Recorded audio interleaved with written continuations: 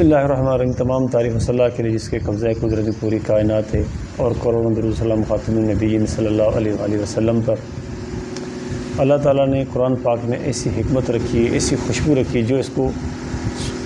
سونگتا ہے، جو اس کو چومتا ہے مسلمان کلمے کی حالت میں، جو اس نے کلمہ پڑھا ہوتا ہے، اللہ تعالیٰ اس کے دل کو راحت دیتے ہیں، اللہ تعالیٰ اس کے دل کو سکون بخشتے ہیں۔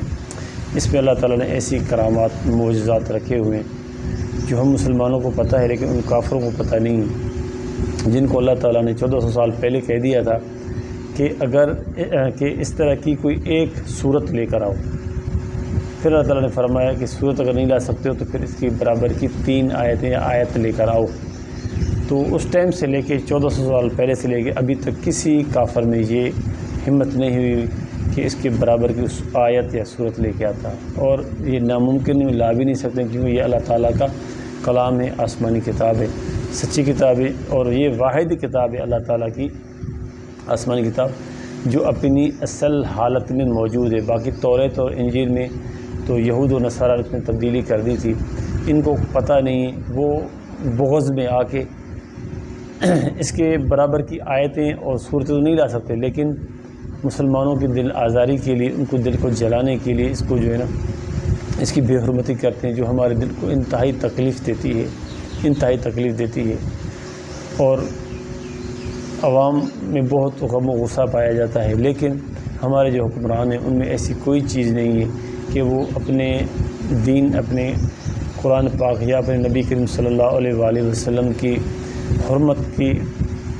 پاسداری کریں۔ اس کی حرمت کی وجہ سے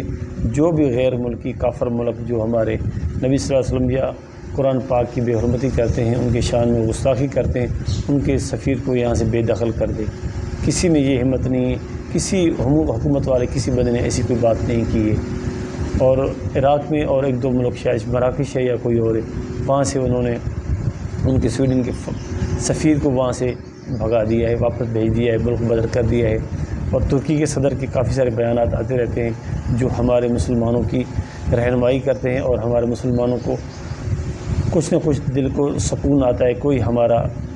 حکمران ہے جو ان کو آنکھوں میں آنکھیں ڈال کے بات کرتا ہے، لیکن افسوس کہ ہمارے ملک میں ایسی کوئی چیز نہیں ہے۔ لیکن ہمیں اپنی سوشل میڈیا پر یہ ایسا ٹرینڈ چلانا چاہیے، یہ چیز وہاں تک پہنچنی چاہیے، جس طرح عمران خان نے اقوام متحدہ میں آپ صلی اللہ علیہ وآلہ وسلم کی شان کے مبارک کے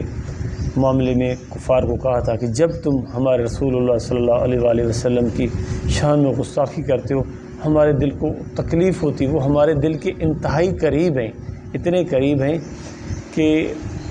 اس کی جگہ پر کوئی اور شخص یا کوئی اور چیز وہاں پر قریب نہیں ہو سکتی۔ رسول اللہ صلی اللہ علیہ وسلم ہمارے دل کے انتہائی قریب ہے، جب تم لوگ اس کی شان میں گستاخی کرتے ہو تو ہمارے دل کو تکلیف ہوتی ہے۔ تو یہ وہ ویڈیو پوری دنیا میں، تمام دنیا میں جتنے مسلمان ہیں سب نے دیکھی، اور سب نے اس کو عمران خان صاحب کا شکریہ ادا کیا۔ پھر وہ چیچن کا جو صدر تھا اس نے کہا تھا کہ میں آپ کے انتظار میں تھا، جب روس پہ دورے پر گئے تھے عمران خان، تو میں آپ کی انتظار میں تھا، کب آپ آؤ گے، میں آپ سے دل کو گلے لگاؤں گا، میرے دل کو راحت آئے گی، میرے دل کو سکون ہوگا، میں آپ کے انتظار میں تھا۔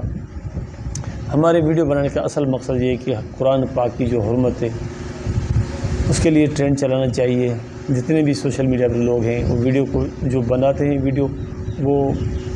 اس کے اوپر بنائیں، قرآن پاک کی حرمت کی پہ ویڈیو بنائیں، اور جو ویڈیو دیکھتے ہیں وہ ویڈیو اس کو شیئر کریں، آگے پھیلائیں، کہ تاکہ ہمارے حکمرانوں تک یہ بات چلی جائے۔ ہمارے جو علماء جو دین کے لیے بڑی بڑی باتیں کرتے ہیں لیکن عملاً ایسا کوئی کام نہیں کرتے، ان تک یہ باتیں جائیں، کہ تاکہ رسول اللہ صلی اللہ علیہ وسلم اور ہمارے قرآن پاک کے لیے آواز اٹھاؤ، ان کی حرمت کے لیے آواز اٹھاؤ۔